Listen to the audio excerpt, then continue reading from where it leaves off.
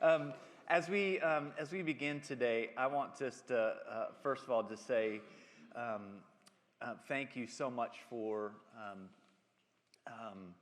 just for your prayers for Michelle and for her family and for me over the loss of her dad. And so we were in Tulsa unexpectedly last week for his funeral, and so he was I think I've shared a bit about him. He was a really good man in my life, and was really good to my boys.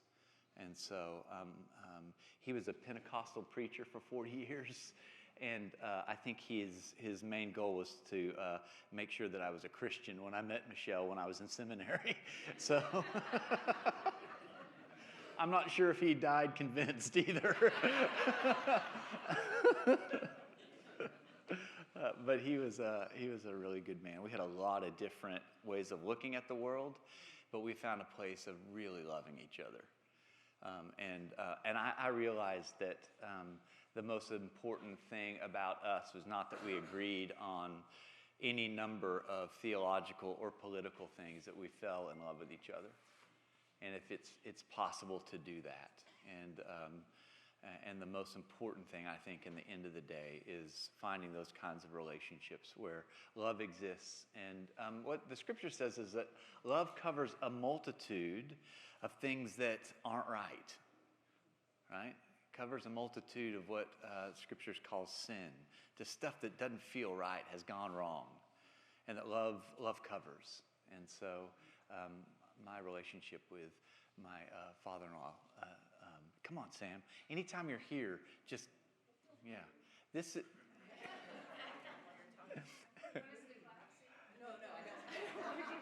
This is Sam Gandy, y'all. And we're going to look at today a whole thing on Ted Lasso, but first we're going to sing. Is that good? Mike will stay. I'm going to see if I can... I'm not strong enough to tighten these how they do. I know we don't have Jeff this week either. Yeah. Jeff just got back from India, a mission trip in India. And so you'll see him here. His body's here. He's just wandering around. He's been up for a long time. So, yeah. Well, I think we'll have him back next week. Yeah. So we'll just do this chorus real quick so that you can hopefully sing along a little bit.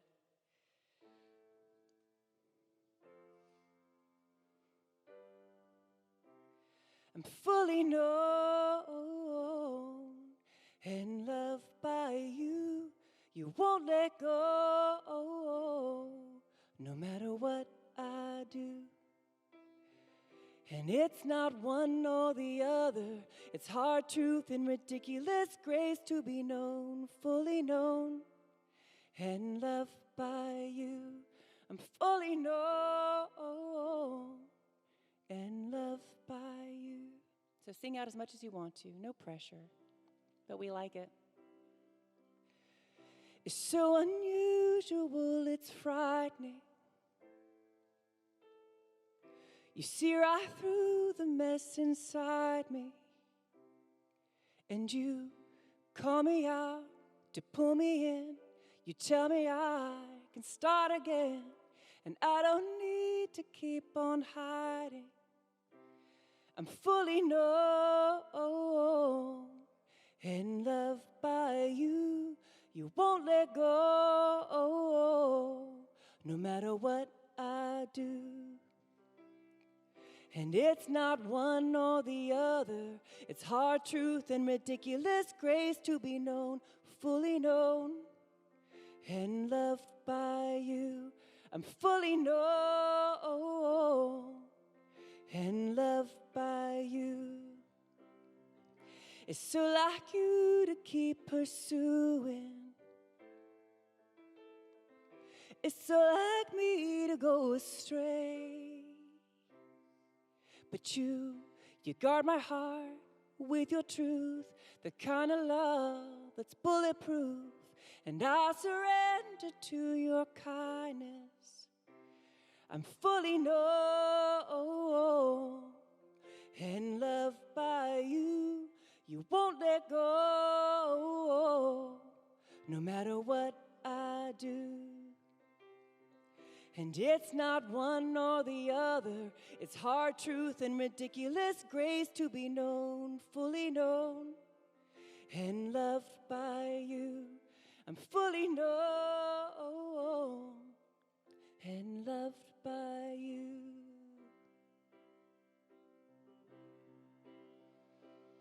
How real, how wide, how rich, how high is your heart? I cannot find the reasons why you give me so much. How real, how wide, how rich, how high is your heart? I cannot find the reasons why you give me so much. I'm fully known and loved by you. You won't let go, no matter what I do. And it's not one nor the other. It's hard truth and ridiculous grace to be known, fully known, and loved by you. I'm fully known and loved by you. It's so unusual, it's frightening. I'm fully known and loved by you.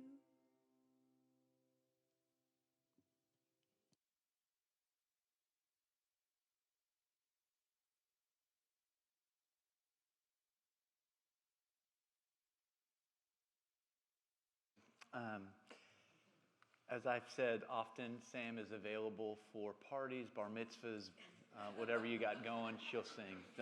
Actually, her and her husband, Richard, are dear friends, and they sing around town in different places, and Michelle and I go and watch them all the time. We're kind of a little fan base, and so and next time they sing somewhere, I may put it in the newsletter just so we can, if y'all want to show up.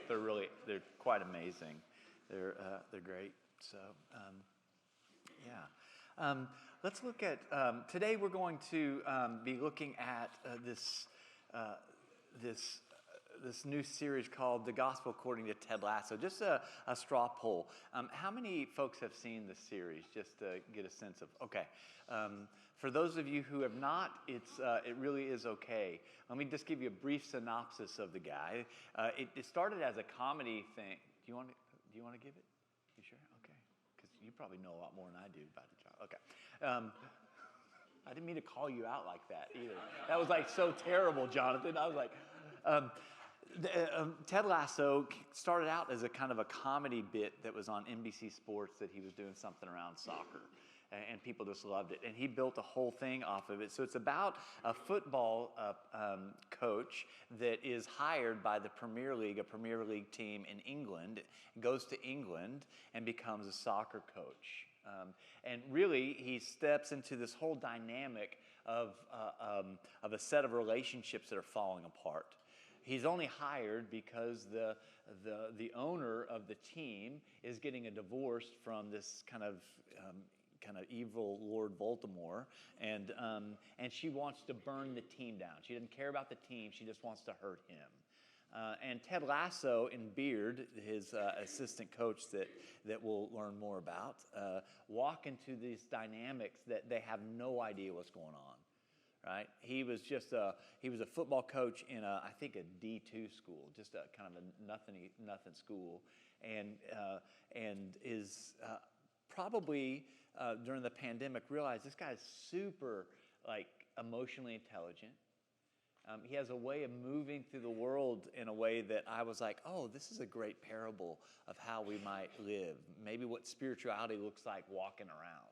What does it look like to actually walk through difficult things and not have a wasteland of relationships by the end, right? I don't know how about y'all, but most of our family systems, we always don't learn the best ways of acting and reacting to each other, right? I don't know about y'all, but no, I know some of y'all, that's true. But a lot of what it means to mature is really how do we keep our hearts open, right? How do we keep our hearts open and our eyes awake to what God is doing in the world? I preached last night at Mercy Street and was talking about the miracle of the Red Sea. And there's this understanding in Jewish tradition that there are miracles always happening. They're all around us. In fact, look around at each other just for a moment. Seriously, look around. Catch the eye of some. We are miracles. Some of what we have walked through, what you have walked through in your life, and that you're here today is a miracle. And often God displays miracles all around us. We are just often really self-centered, really ego-centered, and we're not able to move in those ways. And so we're going to look at kind of as we continue to talk about what does it look like to have a spirituality that is maturing. A spirituality that is able to go the length of our own lives. Where we're not just lather, rinse, repeating certain places in the Bible or certain creeds. That is kind of spirituality 101. We've got to get that down. That's really important. But when we run up against really difficult things and really difficult situations in our life, often what I believe about who Jesus is doesn't inform what I should be doing in the depth of my own struggle. Does that make sense at all? That often what we're given as kids in our own Sunday school or church life is belief, and belief about the ideas of who God is. Call those the creeds. But when we have really difficult relationships, often what we've been given by religion doesn't necessarily help us. And so what I'm saying is that there is a deeper place in our spiritual lives that we can go and mine and begin to understand what God is doing. And I think that actually the spiritual life has a lot of things to teach us. And so in this class, what we're doing is rooting all this stuff in Scripture, but also drawing from perennial teachers in psychology, perennial teachers in the Bible, perennial teachers of mystics, and then really our own lives. Paula D'Arce says that often God comes disguised as your own life. And so God shows up in the very variabilities of our own life. Let's look at a couple of scriptures. Today we're going to look at this whole, and I'm going to show a clip in just a second, but we're going to look at the whole idea of curiosity. Because I really think that curiosity is a spiritual discipline that probably in our day and age is incredibly important that we develop the capacity for. And so we're going to look at of that today.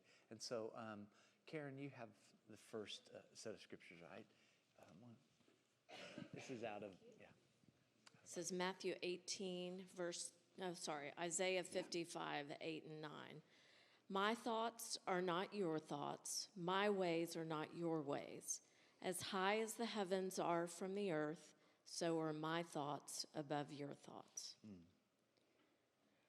I'm telling you once and for all, if you do not go back to square one and start over like a child, you will never be able to see the new reality. I love that translation of the Message. Unless you, for once and all, you don't go back and start at square one, you'll never get the new reality. What Jesus is trying to do, and I'll say this over and over, is not get us into heaven, but really change the reality of our own existence in the world today, that we might reflect what heaven might look like. So the end game of God is not to save you from hell and get you into heaven. The end game of God is that we might be transformed in this life so that we might be useful to God and display kind of this grace and love and truth. Now, Jesus asks, curiosity. Jesus asks 307 questions in the New Testament. How many do you think he answers? He asks 307 questions in the New Testament. One? We have zero. Any others? That's a good guess. He answers 3. He asks 307 questions. Answers 3 of them. Never asks. Ask really how and what questions. never asks a when question and never answers a when question. When is this going to be over? When does this end? When will I get a spouse? When will this job come through?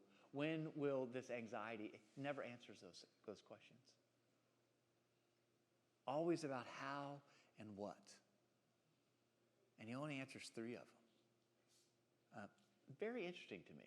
So what we find in the Messiah is a super curious person, really about our own lives and the nature of our own reality, right?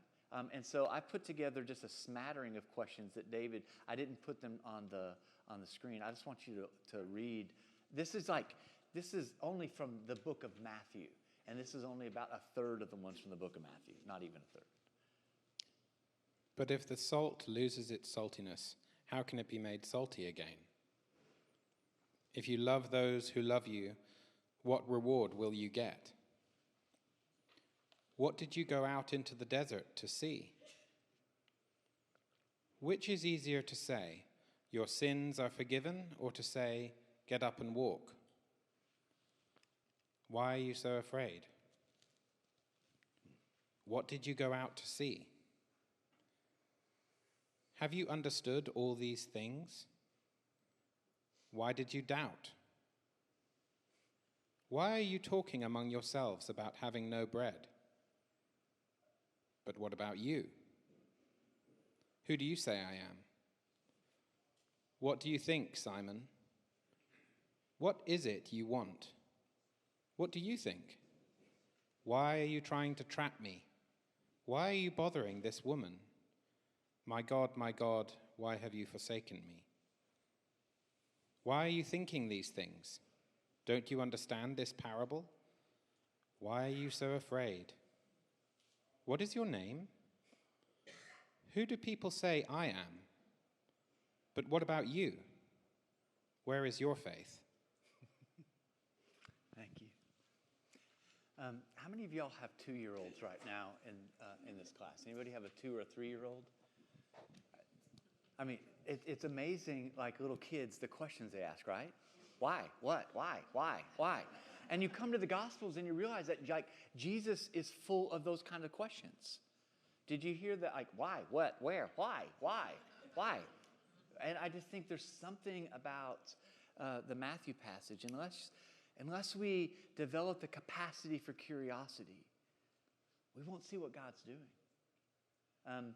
There's a scene in Ted Lasso that we're going to watch that is out of the first season, and first season or second season, I forget. He's in a pub, and he is challenged to a dart game with the Voldemort type character Rupert, and Rupert says, "If I win, then I get to sit in the box seats, which would just kill his ex-wife, Rebecca. And Rebecca is trying to deal with her own resentment, her own deep sense of betrayal, and she's having a hard go of it. And so they're in the pub, and Ted Lasso says, "Okay, let's go." And so this is the scene that ensues out of that. If I can.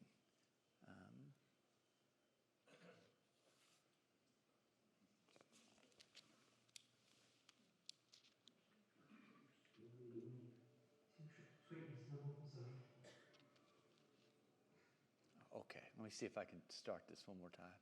Now, I don't know, I hope the audio is okay. This is at the scene where he has to score almost a perfect score in order to win. I forgot to set that up, right? So he turns to the barmaid and says, "What score do I need to win?" Right? So this is... I remember the first time I saw that during the pandemic, and I just, I have a high water table anyway, and I kind of cry easy, but I was just like, this is great. So, yeah. I think that this whole notion of being curious really is about the spiritual path of discernment. It really is about discerning. What do I do? How do I move in the world? Psychologists say that often there are fixed mindsets.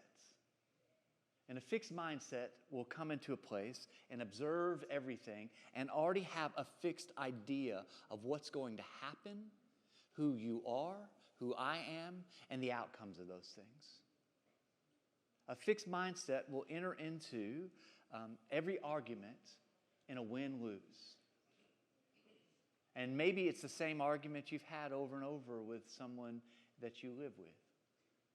Maybe it's the same argument you've had with your children. Maybe it's the same argument that you have with your boss. And it's a zero-sum game because there's a fixed mindset that says, I know what's going to happen, and what I need to do is to adjust my argument to win. And that we have these fixed mindsets that in fact, I think neurobiologists would say that there's actually neural pathways that get set in our minds, and this is how it's going to be. And that often what happens spiritually is we don't discern anymore. We develop what one of the programs I'm in calls spiritual defects of character. Let me say that again, just the spiritual defects of character. I don't like that. I really want it to be about you when I'm having like something that's not going right? A fixed mindset will always make it about the other person. It will always push that thing to the other side of that person's street. And that often what happens in a fixed mindset is that our ego, spiritually, our egos constrict in. Have you ever felt your ego constrict?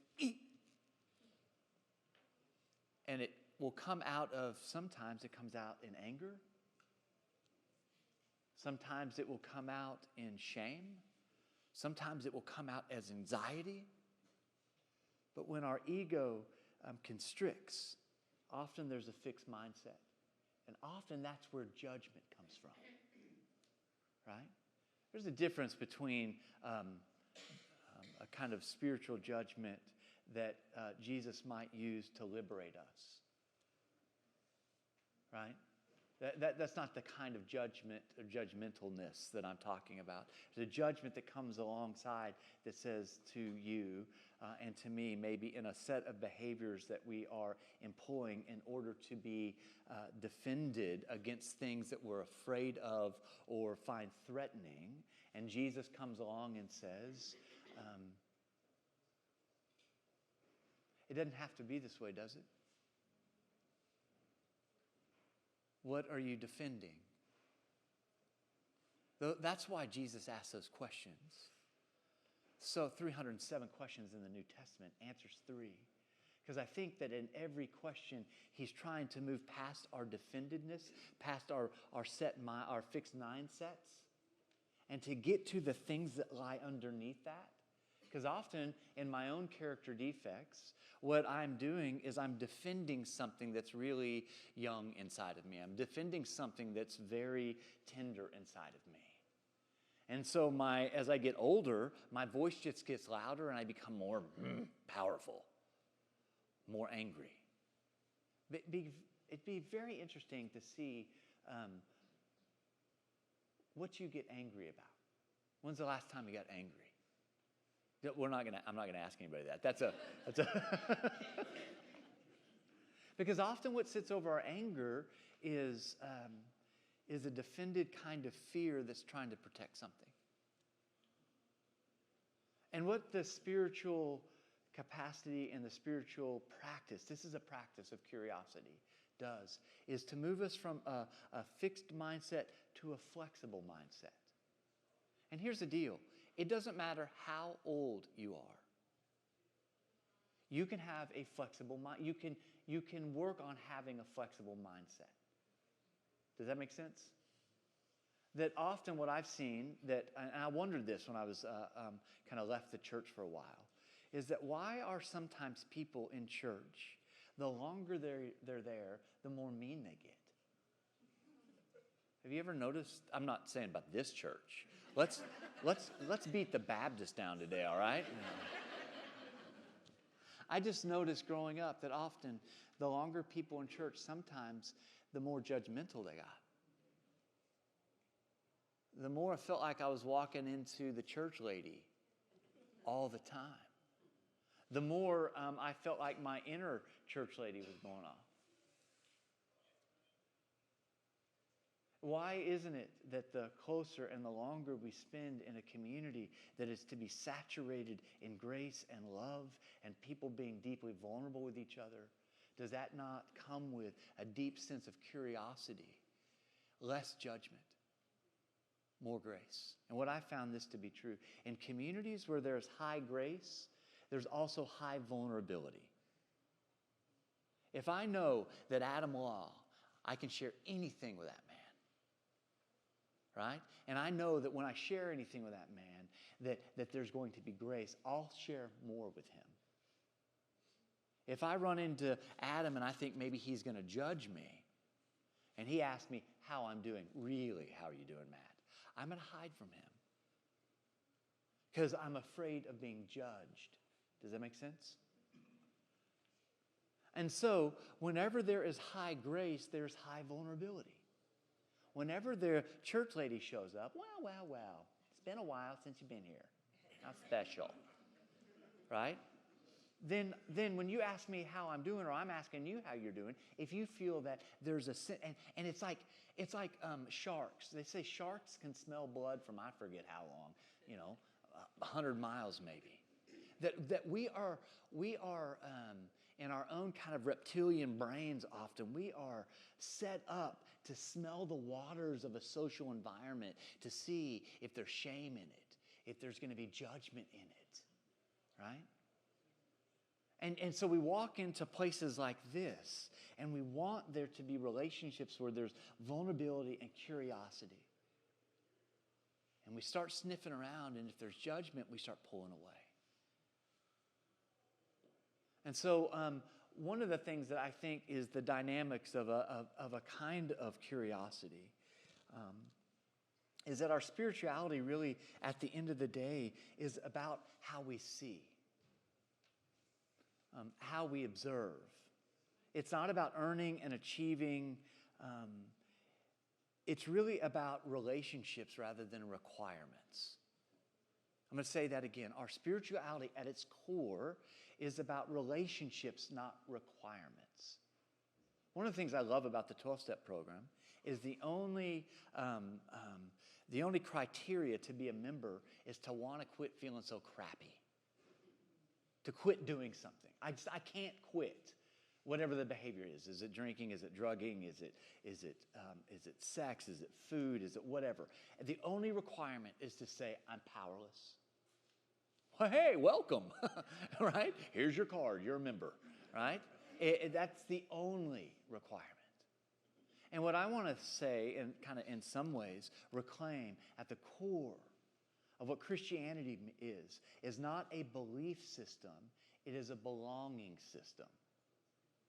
The requirement to be a Christian at its core is a desire to be in a relationship of vulnerability where we're learning how to entrust our lives with each other and with God, and in that place we grow.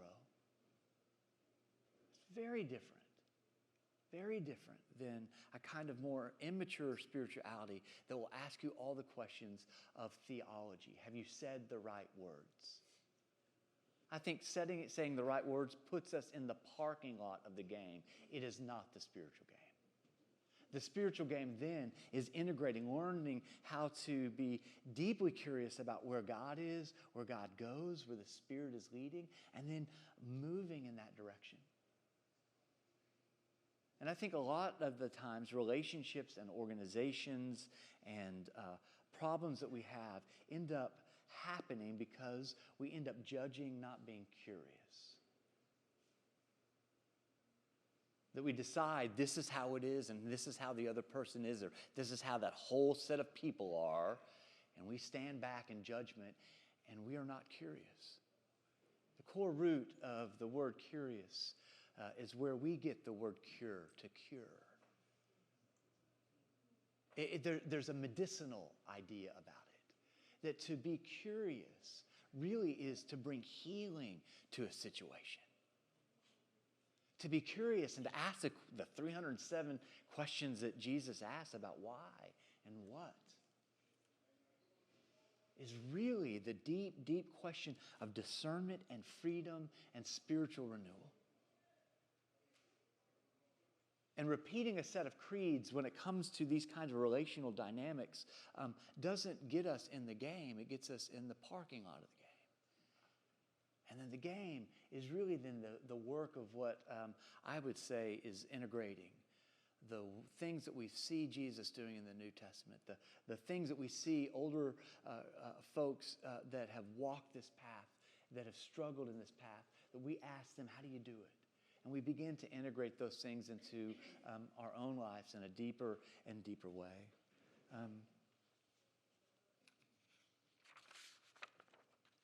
Let me just say a couple of things about this.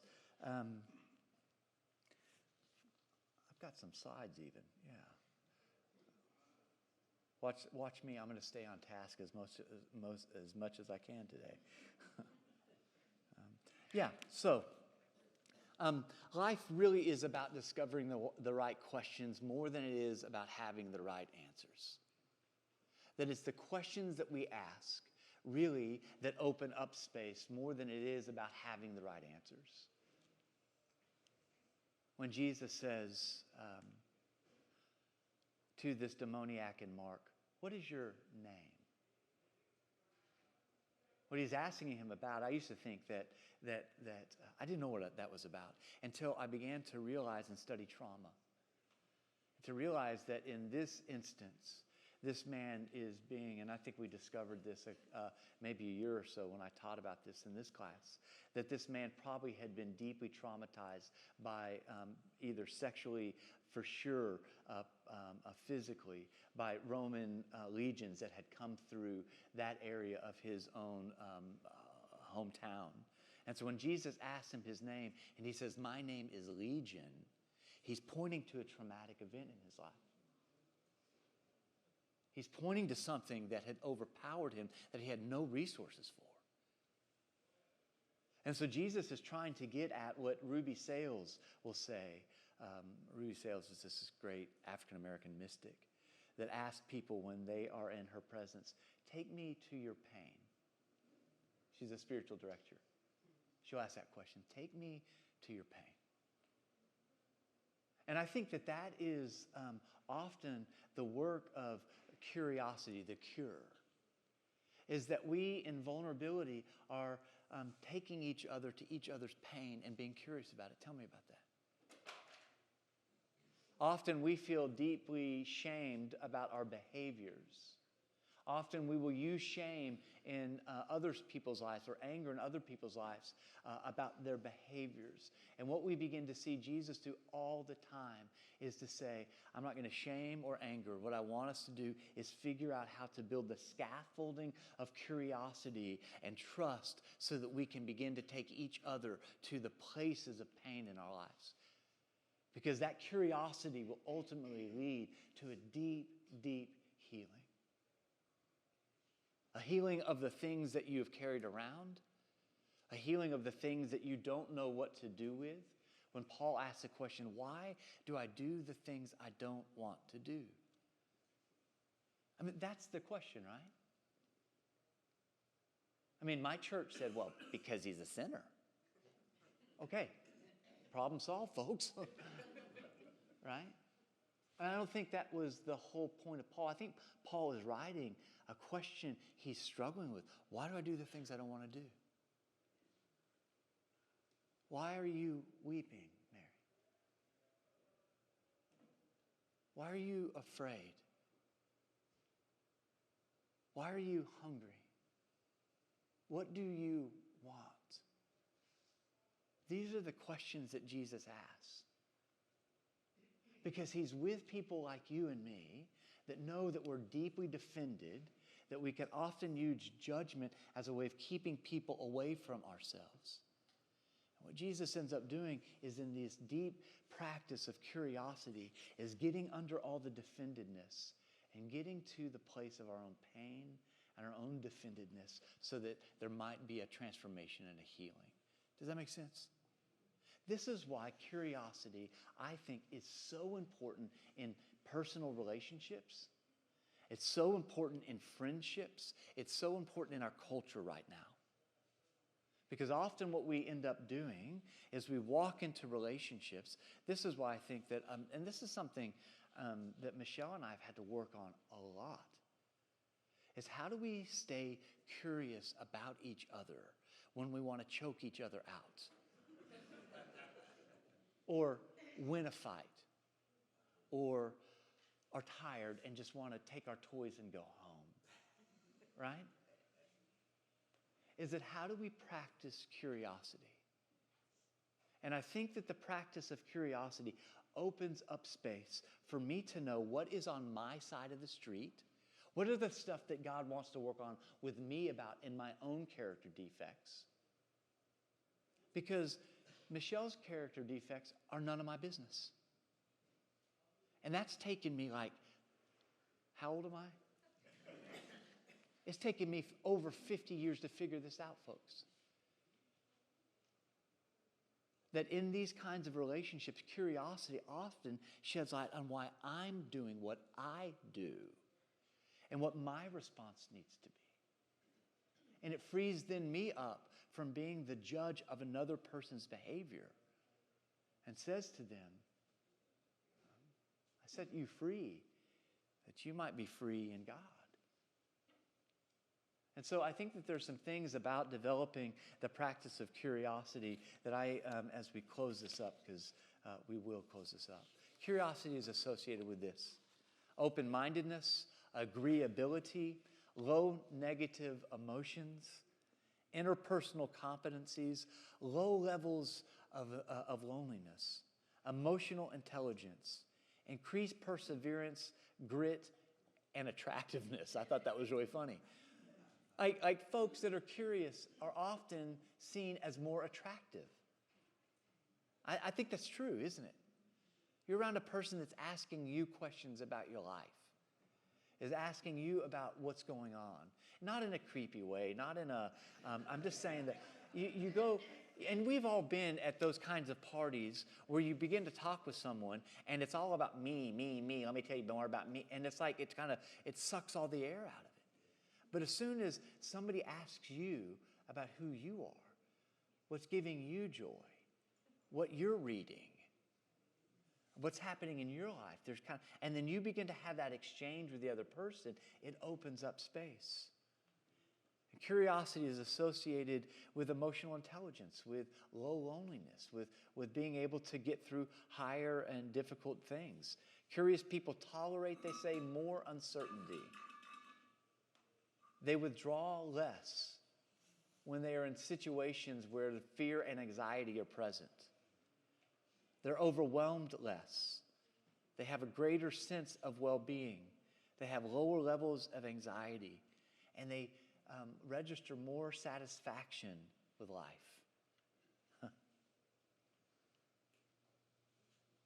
Just by asking questions, just by staying curious, just by practicing curiosity. Where is a place in your life this week that you might cultivate that? Where is in a relationship? And this is a muscle. It has to be a discipline. This is like for people that work out. There's this idea of just you got to sit in a pain cave for a while. It's just going to hurt. And I think building the capacity and the spiritual discipline of curiosity, it's just painful for a while.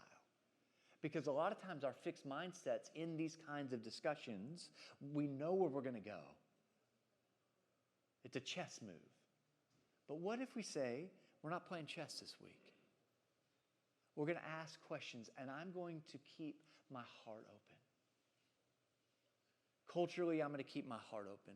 Personally, I'm going to keep my heart open. Relationally, I'm going to keep my heart open. That is the spiritual discipline of curiosity. And in the middle of that, I think that's where deep transformation and change comes. Be curious, not judgmental.